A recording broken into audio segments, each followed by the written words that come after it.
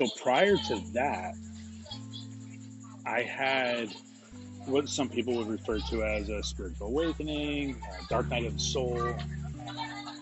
For me, it was just a deep transformational journey going from one stage of life to a next, where I was living my life as a fitness coach and a bodybuilder. So I essentially lived in a gym at one point, and I built my life around this persona of the gym guy working out, just this, you know, image of health, right? So I had this image of health to many people in my area.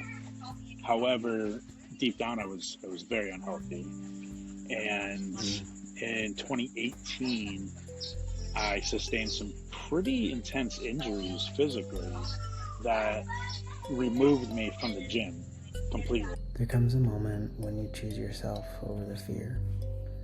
The Wings of Liberation amulet isn't just jewelry, it's your armor and a reminder that you were born to rise. The sky is yours. Claim it at nakedearth.art.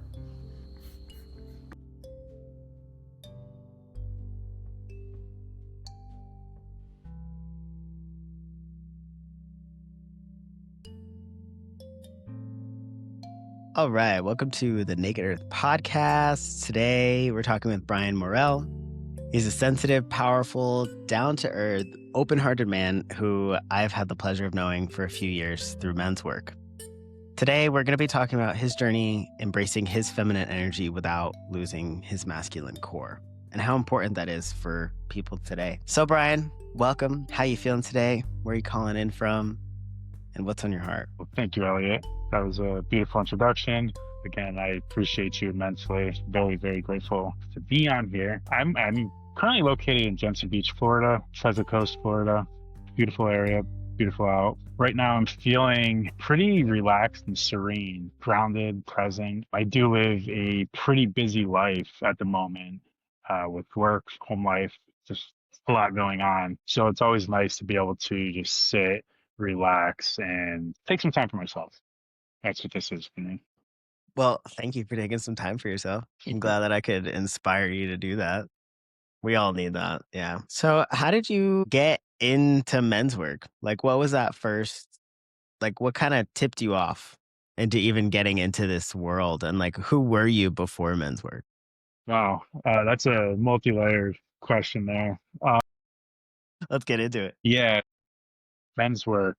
I would say my big deep dive into that world was actually where I met you, and that was through Sacred Sons Convergence 4. I believe that was in 2020, if I remember Yeah. I think correctly. even maybe 2019, What? actually. Yeah, so that I want to say that was my first big jump. I flew from Connecticut to California after seeing an Instagram ad, and I had little it was COVID season essentially. So I was like, I'm flying to California and I want to go do this. I had no expectations. I didn't know anything about the organization. I didn't know anything about any of the facilitators or leaders. And I actually purposely, intentionally chose not to look any of them up.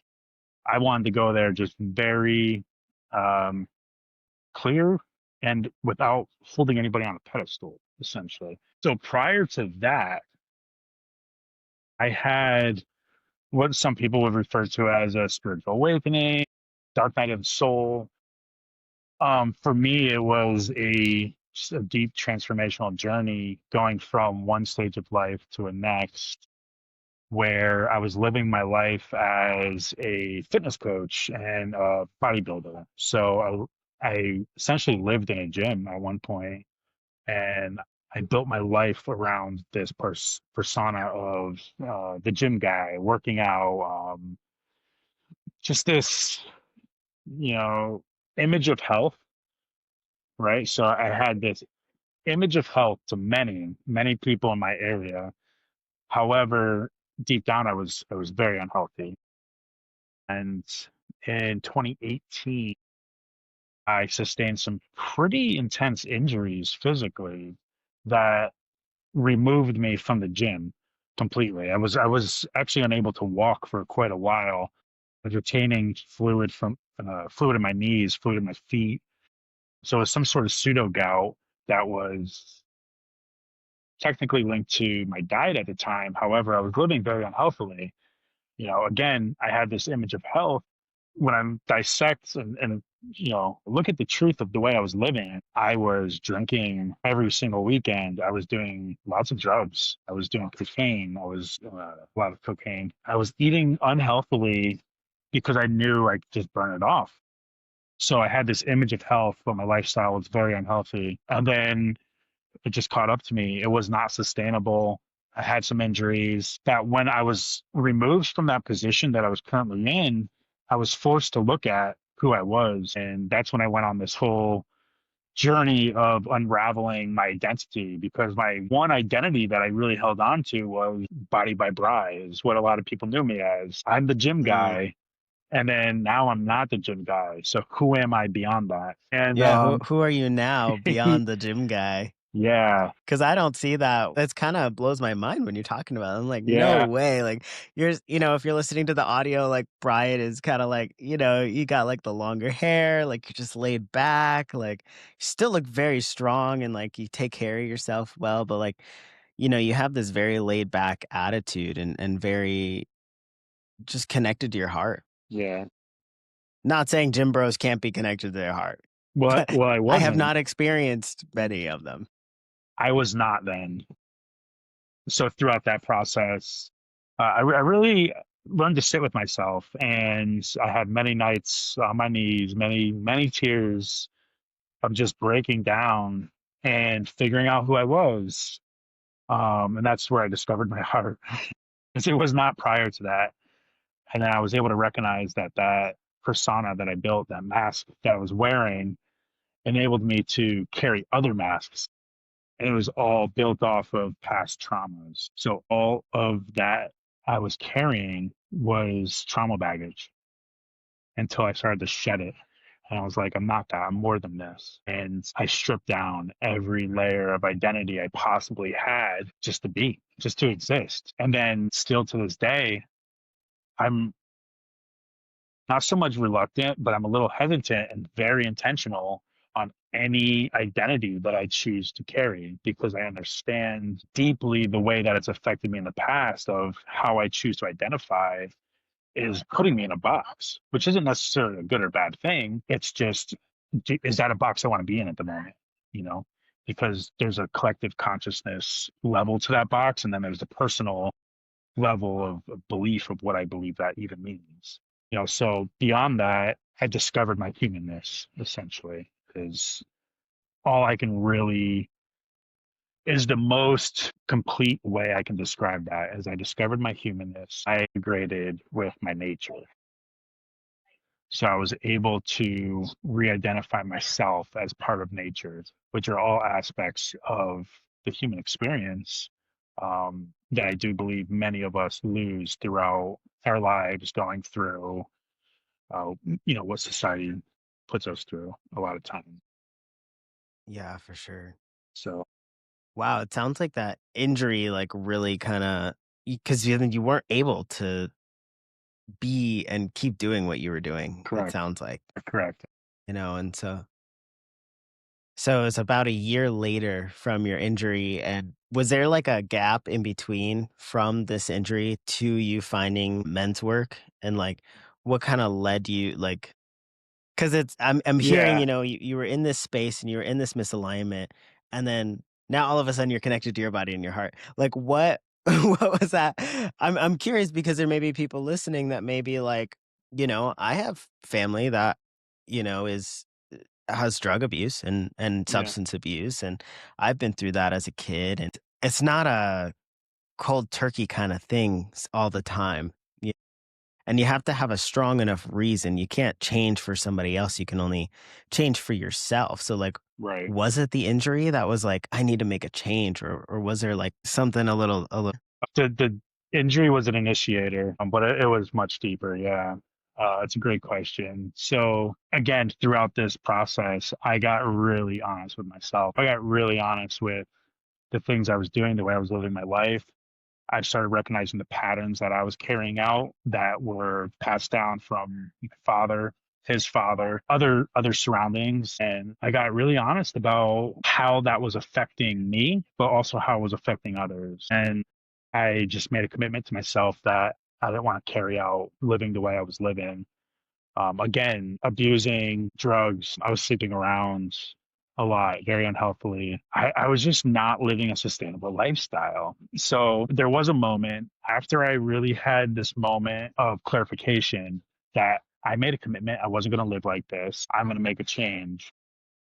It was scary because I didn't know what that change was at all. I didn't know how to initiate that. I didn't know how to do it. I didn't even know what change I wanted. I just knew I didn't want to live the way I was living.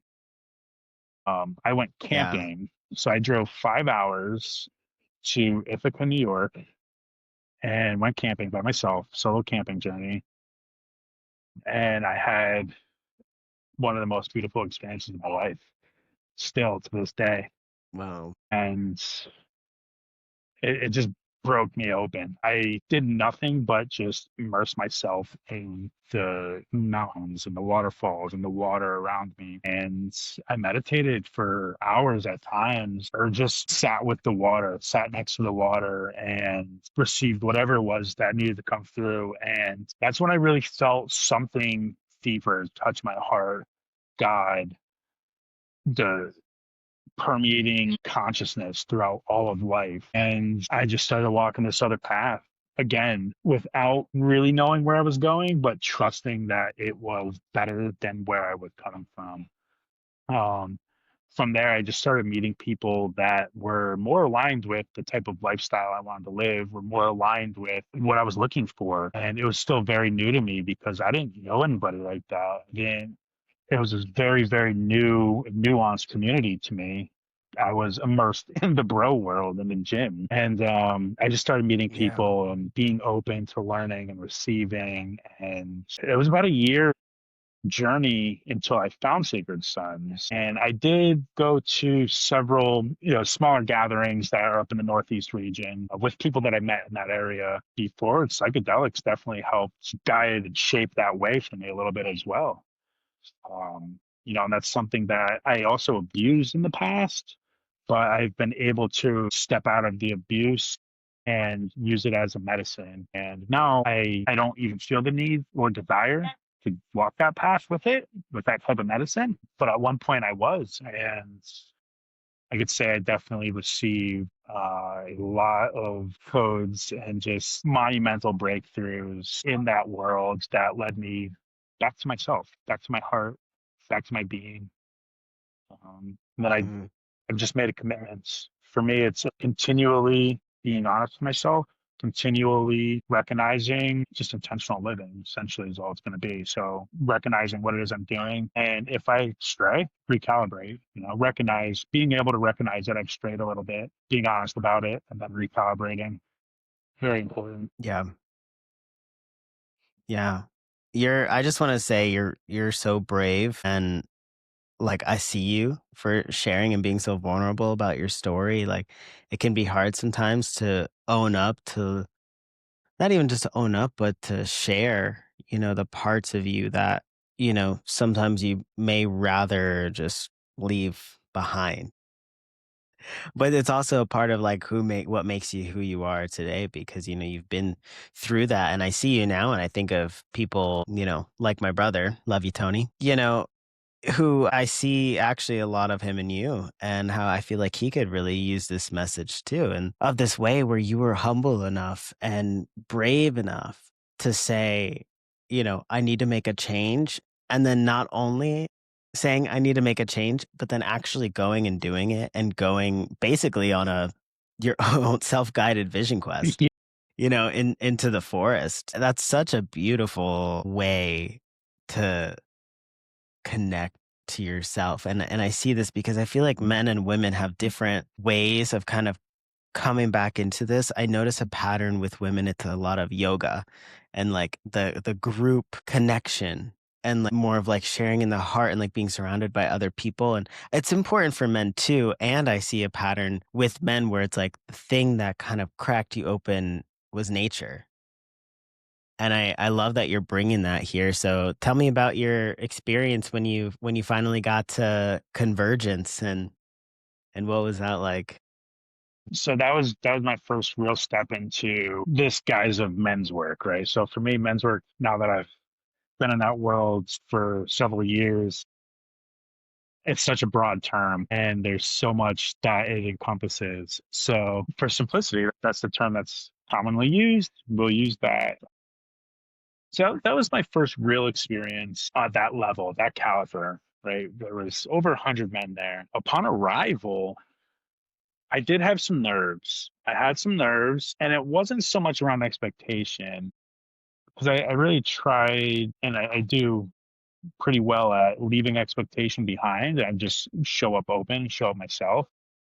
But at one point, I just recognized myself starting to crawl back in, right, into my shell because I'm looking at all these men that were embodied the way that I was aspiring to be without even knowing that that's what I wanted. And instead of initially being like, let me learn what this person knows, I retreated. I felt that sense of resistance and fear.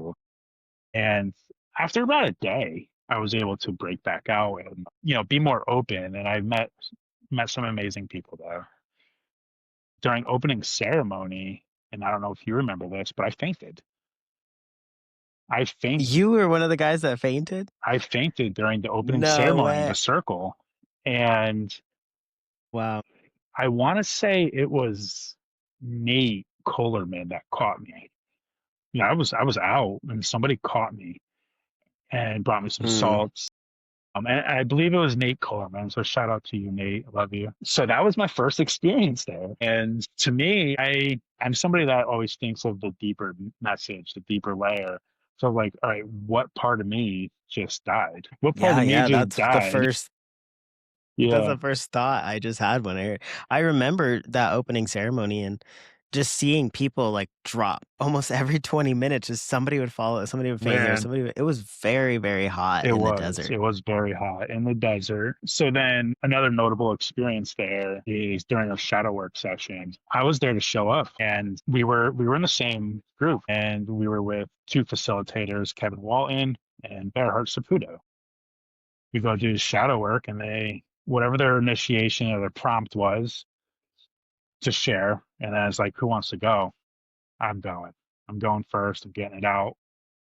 And what I shared actually resulted in several of the other brothers leaving. They left the dome, and I didn't even recognize because I was very wrapped up in that moment and what I was transmuting essentially. But one of them came up to me afterwards and apologized for judging me and apologized for Mm, responding in the manner that he did. And yeah. we've shared some beautiful conversations since. But that also showed me that not everybody is actually there to accept and not everybody is in that space to do the same level of work that I was. Hmm. So for me, I just looked at it as that shows me where this work, this guise of men's work, can improve or where it is going. Yeah. Yeah. For me, it was a little disheartening because I was like, wow, I thought we're all here to do this work. I thought we're all here to accept. And instead of granted, there was a lot there to unpack. Let's get into the layers behind it. Let's get into the pains and the traumas and the shadow that's behind it, because that's really where the work is. But some people were unwilling and may always remain unwilling to do that.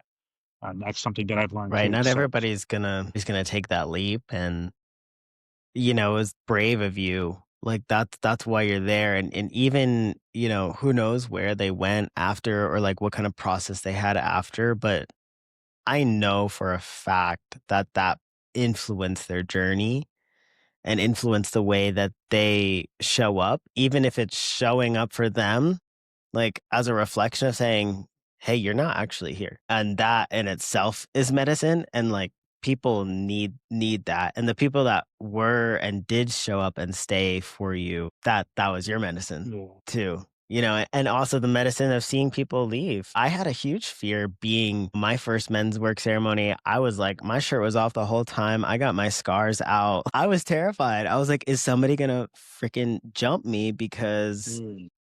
I don't have a dick? Like, is that what's gonna happen right now? Like, what is going on? And like, I had a totally different experience, and I'm kind of curious, being in the same group, and years later, like, what was your experience of being in, a whole men's work weekend with a trans guy? Like, did stuff come up for you? Were like, I'm here for it. What was that like for you? And did you even know? Like, I don't even know if some people knew. Yeah, so being very forward, I did not know, Mm, but it also wouldn't have changed anything for me. hmm. I, granted, living the life that I did, I was very involved in bars, clubs. There was the gym, but then I lived in bars as well outside of the gym. And I've Yeah. also worked in bars and clubs. So being around gay and queer people is fairly regular or normal for me. Yeah, and I didn't have a lot of judgment around that at all. And in that space at that time, I didn't know. I didn't know. Mm, And yeah, like I said, it was nothing that would have nothing would have came up for me. I would have probably asked you some questions out of curiosity, if that was something you were hmm. open to. But yeah, Hmm. again, Yeah. nothing out of any sort of judgment or like, oh, why is he here type thing. You're here to do the work, you know? Yeah, I was Yeah, yeah, and very you committed. had a great weekend. Yeah, it definitely changed my life and just made me Yeah, realize like there was actually, I think, two that I knew of, two other trans men that were there that weekend really that I connected with. And cool. yeah. And it just, for me, it felt like a way for me to connect with like what it actually meant to be masculine, because in the trans and like in the queer space, the idea of masculinity is either, at least in the trans space, like imitating toxic masculinity, Yes. the classic like gym bro, like getting all the girls, Yeah. being tapped out, not willing to cry. So there was like that path, Hmm. or there's kind of the path where it's totally even unwilling to actually feel what it means to step into masculine energy and just kind of wearing it on the outside, and but still operating from feminine energy, but it kind of comes out more as just very like immature boy energy. So I really like went and I was like, I want to have an initiation and, cross that threshold. And what do they call it? Like a rite of passage. Yeah. Totally was. Yeah. Totally was a rite of passage. And I'm just so grateful for like, I'm still friends with a lot of people, from that first event. Yeah. Yeah. No, it's it was really great. And I do wish that for more trans people. But to come back to your story, I'm curious, I want to come back to that, like the feminine within you and like in your heart, and like tell me a little bit more about your journey finding your heart and like coming into this. Cause I mean, your Instagram name is called the Androgynous Heart now. Yeah. And I think prior it was, can you remind me what it was before you changed it? Or Yeah. So my Instagram was Brian of Hearts. of heart. Yeah, I was like, I knew it had a heart in there. So Yeah. you really like lead with that. And Yeah. I'm not sure if you still have it, but you were working with cacao for a while, and you're just a very heart led man. And I think for me, I see that as feminine energy. Yeah. You know, Absolutely. at the end of the day, it's just leading with your heart, because the heart in my eyes is the feminine. And so I'm just kind of curious, what was that journey like back to your heart, Yeah. and if there was any kind of special moments that pop up for you when you started to like access those more tender parts of you. Yeah. So when I had, just to, I guess, to specify a little bit, my Instagram prior was hacked or taken down or whatever happened. So I took about 6 months off of social media to also just take a time to recalibrate and really come back to my center and see what was true.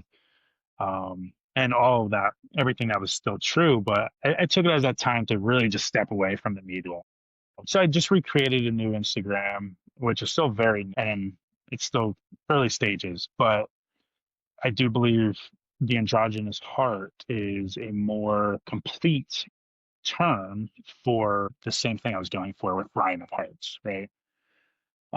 So for me, the journey to the heart, man, I'm gonna write a book called that one day. The journey to the heart. Yeah. So I made a post one time that simply stated the reclamation of the masculine is the integration of the feminine. And if I was to summarize this, that's exactly still what it is, right? So for me, I lived that toxic masculine lifestyle. I was very disconnected from true self. I was very disconnected from my heart, from the natural world around. When I went through that whole journey, part of that was pulling those masks away and realizing that they were false masks, they were walls I was using to protect myself because I was uncomfortable with myself. I was uncomfortable with myself because I didn't accept myself. I was uncomfortable with myself because I feared others' judgment. I was uncomfortable with myself for the shame and guilt that I've carried throughout my life. I've been arrested a dozen times in my life. I've done a lot of my past is not pretty. So I carried a lot of shame, guilt, anger, and I spent a lot of time just putting mask and mask and mask on until I got to take the time to peel those masks off, right? Future. So as I'm peeling those masks off, those walls, which if you think of a wall, concrete, brick, even wood, it's all hard surface, right? So it's this false hardness that I was putting on. And when I got again back to my true self, I discovered the tenderness that was there. And that tenderness, which is technically considered a feminine energy, right, is the heart, and that's part of the true self.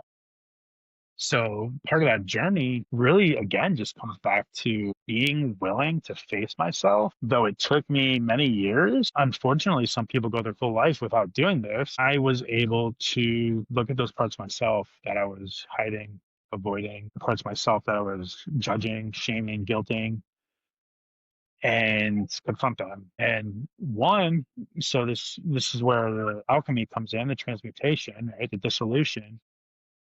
I was able to look at these parts of myself and recognize if it was even true. One, ask myself, is this even true? Or am I just holding on to somebody's past judgment of myself? Because in many cases, that's actually what it was. Somebody told me something back in the day, and I was like, oh, yeah, I'm stupid. And I'm just holding on to this idea that I'm stupid. And then I'm like, wait a second, I'm pretty fucking smart. Mhm. Apologize if you don't want swearing on here. So that's a very entry level, but it goes a lot deeper.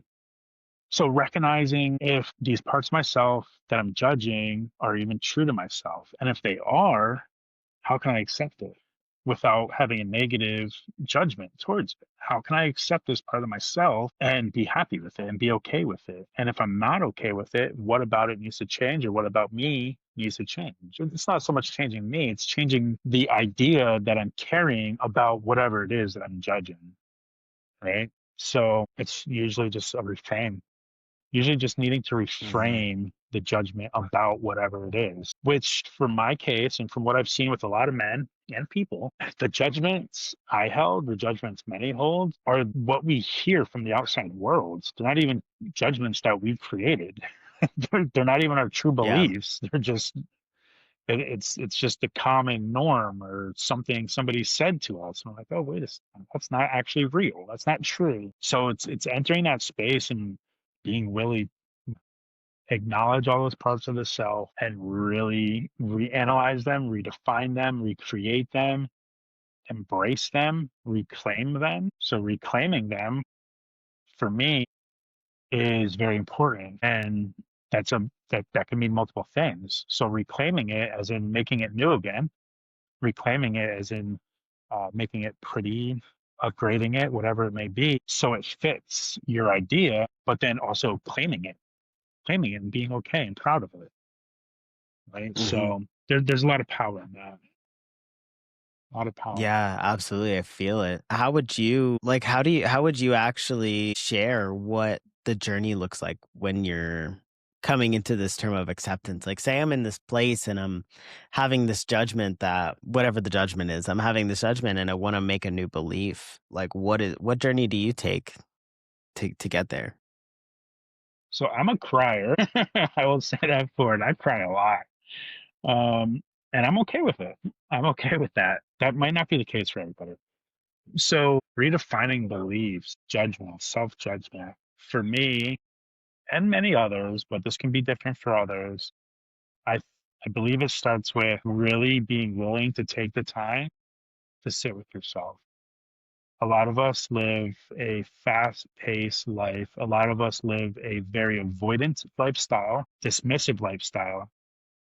There's a lot of people out here that are wrapped up in a victimhood mindset where everything around them is the cause for them. So to get back to the root of it is really taking accountability, radical accountability. I'm writing a book called The Radical Self, and it's going to touch on radical accountability, radical acceptance, radical honesty, which truly is just honesty, acceptance, and accountability, but it's not as common as it should be. So it seems radical. Yeah, yeah.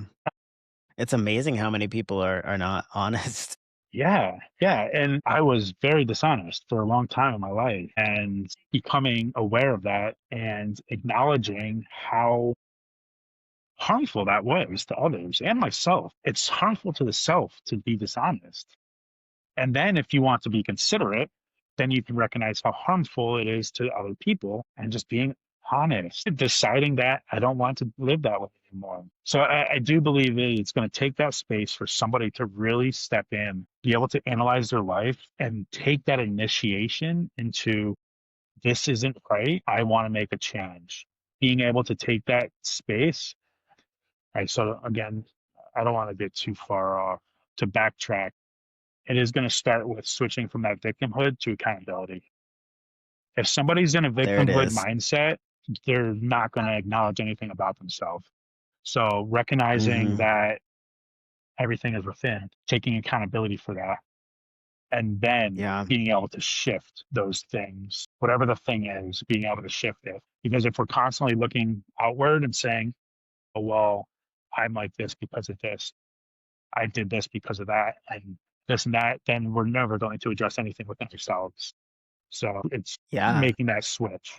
And then when that switch comes, I feel like that's part of the process of that initial switch. Now, how to make that switch?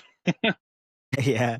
The victimhood is hard. Maybe you could talk about the switch from like victimhood to, well, creatorhood, as Yeah, there Kevin we go. Walton says. Yeah, Like, because that victimhood story goes deep. The victimhood is so hard. Like for me, that was my crutch before I yeah, got into this work, was the yeah, victim. I was like, everybody hates me, nobody understands me, blah blah blah. And like the thing is, what people don't get, and maybe you have a different idea, but like the victimhood mindset is you're benefiting from it. If like yeah, you're in this victimhood state, there is something that there is some kind of advantage, some kind of payoff that you're getting by being in this victimhood stage. And so there has to be it's hard to go back into that and take accountability, be honest, because to do that means you're going to lose these yeah, payoffs that you're getting by being a victim. Maybe you could share from your experience, like what was some of your payoffs in your victimhood stories, and like what was that other payoff on the other side yeah, of the honesty that made it that was greater for you than the payoff of being in the victimhood state.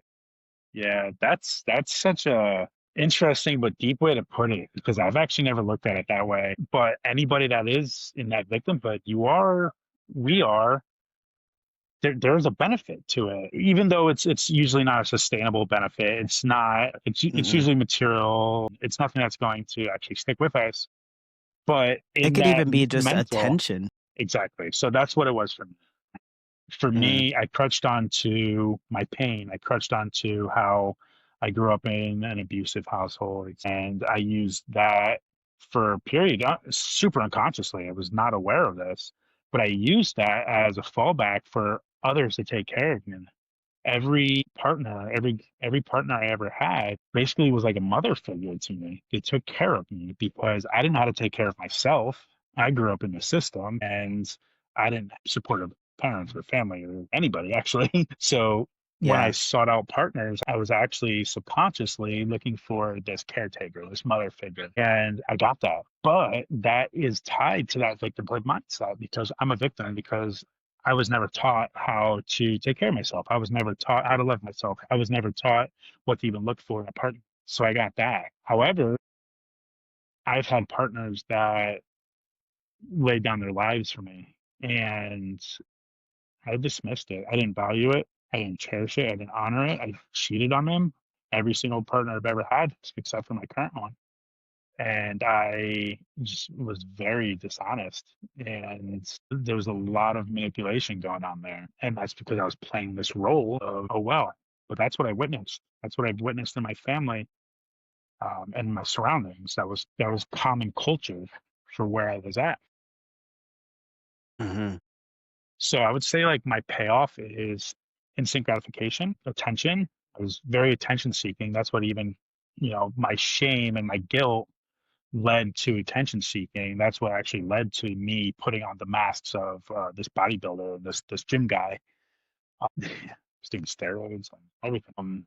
So it was very attention seeking behavior. I would say that was the big payoff for me until I realized that attention only came with the false personification that I was putting on, which means none of it was real. None of it was Right. sustainable. I never shared my heart with anybody. I was manipulative. I was coercive verbally. Yeah, I was very detached for a long time. And when I was able to step forward and take the accountability, break away from this victimhood mindset and really hold myself accountable, take ownership, like speak about in Sacred Sons. I will forever quote Kevin Walton. I love Kevin Walton. I love his creatorhood course. I think it's very powerful. I think many people can benefit and will benefit from it. I second that. Yeah, it can be hard.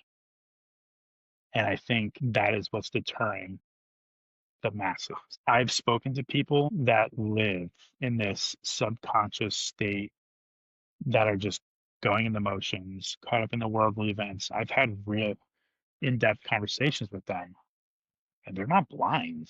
They're not blind to what's going on in the Right. world. They're not blind to the stuff. It's just they recognize that it's hard to do the work, or it can be hard to do the work. And I've recognized many people don't want to take that initial leap yet. Yet, I believe that'll continue to evolve and change, and more people will come forth and do this. But for me, And it may it was take hard. something intense. Absolutely. Yeah. Absolutely. May take something intense like you went through, Or and it's right. And it's only if that intensity and that powerful, extremely painful reflection will only show up like if you're not listening to the whispers. Everybody hears the whispers. So, if you're out and you're, taking steroids or doing cocaine or anything, even like myself, just like being a jackass. Like, there's whispers like, I don't think we should be doing this, or this doesn't quite feel right. right. But when you keep pushing past that, it's just going to get louder and louder and louder because, like you say, it's like, it's all just love. Love doesn't give a shit, like Kevin says. That's a Kevin. Kevin's coming through strong. I Yeah. worked with Kevin for like 5 years before Sacred Son. So Oh, really? his teachings are really like ingrained Oh, wow. in me. And like, I really think, and I'm looking forward to the day when creatorhood is the standard. Yeah. And it's coming. It's coming. Yeah. But love doesn't give a shit. The way that shows up is not like, oh, you know, I don't give a shit because I love you. Like that's totally I misaligned. give a It's shit. more like love, I give a shit. And the way that love doesn't give a shit is like if you're going through something like what you went through, you were getting to this point, you were taking these drugs, you were like totally misalignment, doing these things like you're sharing. And spirit and love came in and boom, Hmm. you had this not illness, injury. You had this injury and that was love. Love gave you that to put you on this path because that's what was going to take you to wake up. If it wasn't, then it wouldn't have happened. At least that's how I see, it's like we call it in. Yeah. And, I say all the time, if I was born a man, like, I would not be the guy who I am today. Like, I think I would have like 5 kids. I would just be like running the streets, like doing a bunch of dumb shit. But, Until you found it's Kevin. this is what I chose. Yeah. Yeah, right. This is what it is. Well, even with Kevin, before I met Kevin, I was on the side of like, I hate my body and I want to change.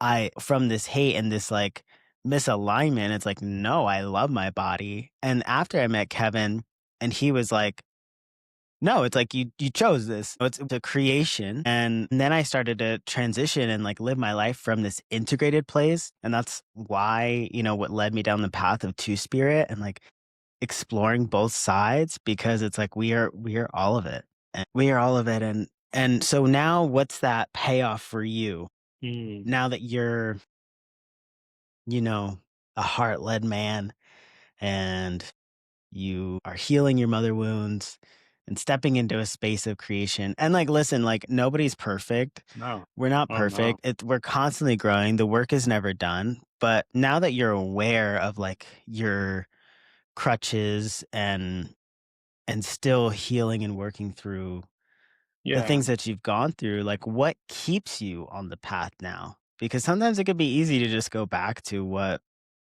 Yeah. It can be very was. easy to divert for sure. What keeps me going is my family.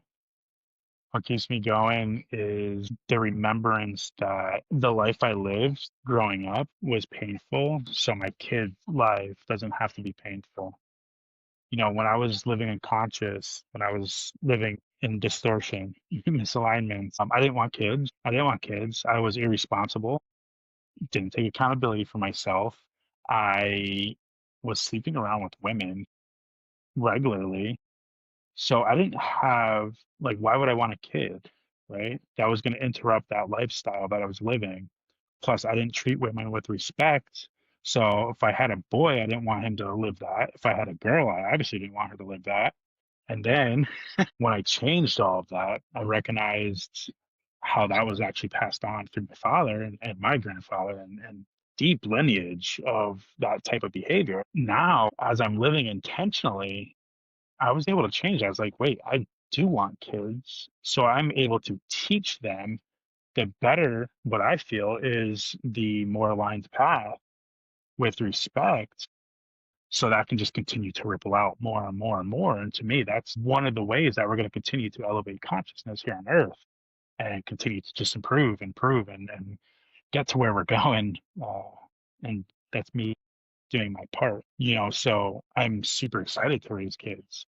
It's hard as fuck. It is so hard, but I love every minute of it. I really do. And then for me, it was also so as I'm in this work and in my life, what's next for me? What's next for me? What's my next layer of growth? And kids kept coming up. It was like, now you create a foundation. Now you build a life. So for me, it was having these kids. So I'm able to necessarily use them, but show them this route, but it's also it's continuing to expose deep layers of trauma, wounds that I still have within me, whether it's my father, my mother, myself, within my subconscious. I'm continually able to confront parts of myself. It is the most divine mirror I have experienced physically here on earth so far. Yeah, you just had your daughter, right? No, so my Daughter? son's about to turn 2, but Uh, we have another kid coming in November. We don't know if Congrats. it's a boy or girl. We're not going to. Yeah, Yeah, yeah. we don't find out. You keep saying daughter. I'm like, I feel like you keep saying daughter, but Well, yeah, I I hope so. remember when you had your son, and I remember just witnessing that shift in you. Like, it wasn't like huge, but I just felt you go deeper within. And just from the outside, Yeah, just through like Instagram, I really felt this shift just emanating from you. So I just want to reflect that back, that I feel like you're doing that. And I'm thank you. curious what you're welcome. I'm curious what kind of gifts that maybe you feel do come from your lineage? Because yeah, we get a lot of bullshit from them. I'm right there with you. My childhood was not the friendliest, and not the most fun either, and Yeah. abuse and poverty. So I'm curious, like, have you found any of those like ancestral gifts like within you? And if not, what are some of the like tangible shifts that you have made with your kids now and like who you are now and like what you're wanting to pass on? So if we're looking at like deep ancestral gifts, physical, that's something we are working on. That is something that I have not been able to unravel fully. And that's something I'm very excited to continue to discover. For me, it's sharing my heart and my expression and my love. I found my love is my biggest gift, my presence as well, which ties Yeah. into uh, everything I am, my now personification, androgynous heart, right? So for me, it's not about gender. It's not about physical. It's not even about physical traits. It's literally about like my emotional makeup. It's about how I'm able to express and carry myself. It's literally the divine oneness of the feminine and masculine embodiment. So it's loving tenderly and strongly. It's being able to give and receive freely. It's just integrated polarities. So being able to share that and pass that along for my current lineage, I believe will be huge because that's something that's been missing as far as I've been able to look back. Ideally, honestly, I just want to have a homestead. I want a farm where I'm able to live off the land, not have to. I don't believe like you shared a post about codependency, and I greatly agree with that. But I don't want to rely on false systems, on systems of failures or oppression and destruction. So if Hmm. it's my neighbor, I would absolutely, so that's what I'm working on, being able to create. My family has a long line of poverty as well, and nobody's ever really had much as far as like property, possessions. Yeah. Not that I'm so much looking for possessions, but I want property. I want to be able to, Hmm. I want land, not so much property. I want land that I'm able Yeah. to carry on this reciprocal energy with mother, with nature, and give back to the land and just honor and cultivate that. And ultimately, that is my biggest goal, is to be able to have my family piece of land where we're able to just live freely with the land, giving back nature, nurturing nature. And it's just this huge reciprocal energy, and that's what I strive for. And whatever comes along the way, I'm willing to face. I'm willing to meet.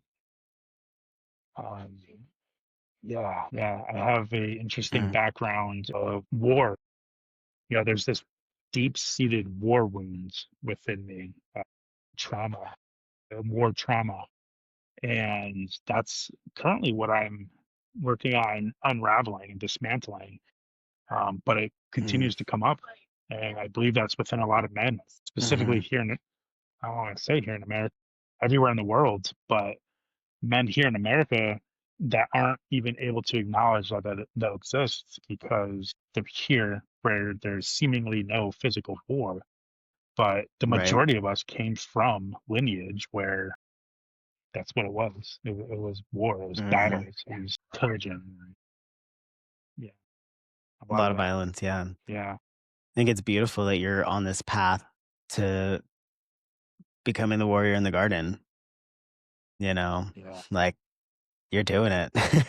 And I think a lot of people could benefit from your energy and your big heart. Mm. Yeah. So I think this is a good segue into my closing question, which is if you were to imagine yourself as a ripple, and if that ripple goes out one ring, two, three to seven, and these ripples are the seven generations after you, what message and gift would you want to be carried through your ripple? Yeah. The message I have to carry on is to just love each other. accept each other. And not to continue to speedball off of that, but as you stated before, and this was a Kevin Walton message that I've received, is to love somebody is to be able to confront somebody as well. So it's not to just accept all distortions, it's to accept what's true to nature in my eyes. And I guess that's going to allow me to recalibrate my answer right now is to live true to nature because love is true to nature. Be able to see through the falsities that are around us and live in harmony with nature, which at this moment humanity is very removed from, at least in the part of the world that I'm in. So the recalibration to nature will bring forth the love of others. So the gift that I can carry on through generations to come is my love and hopes and will that it does carry on and allows other people to step more fully into themselves and accept themselves to be able to even face and confront the parts of themselves that they might not love at the moment. But the more that we're willing to love those parts of ourselves, the more we're willing to be true and honest with who we are. And the more true and honest with ourselves, the more we're willing to acknowledge and love and accept others. Well said, Bryan. Thank you for bringing your big heart here today Thank you. and your story and your vulnerability and your courage and your bravery. I see you. I love you. I love you. Blessings to you. All right. And before we wrap it up, if you want to just share where people could find you, if there's any way they can connect with you. Yeah. So my Instagram will be the best way. It's currently under construction, but it will be taken off very, very soon. This book is complete. It's the androgynous heart with a dot in between the dot androgynous dot heart. I'll put it in the show notes so y'all can Awesome. find it. Thank you.